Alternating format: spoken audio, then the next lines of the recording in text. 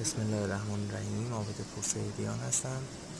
اندوسکوپی و کولونوسکوپی بیمار داشتیم که حین کولونوسکوپی با یه پولیپ مواجه شدیم. برای برداشتن این پولیپ ابتدا ما آمدیم پایه این پولیپ رو به وسیله یک کلیپس مهار کردیم تا به وسیله این کلیپس به حساب خون رسانی به بافت پولیپ ما قطع بشه که بعد از برداشتن مشکلی پیش نیاد.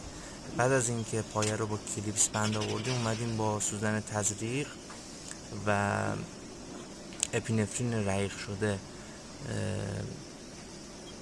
به حساب اون پایه رو تزریق کردیم تا احتمال خونریزی رو کمتر بکنه. به وسیله اسنر و کوتر پولیپ رو برش دادیم. اینجا دارید ملاحظه میکنید که کوتر عمل میکنه و بافت پولیپ ما برداشته میشه. بعد از انجام پولیپکتومی هم معمولا به بیمار توصیه میشه که از قرص‌های آسپرین و پلاویکسین به مدت 24 ساعت استفاده نکنه و اینکه تا چند ساعت، حداقل 7-8 ساعت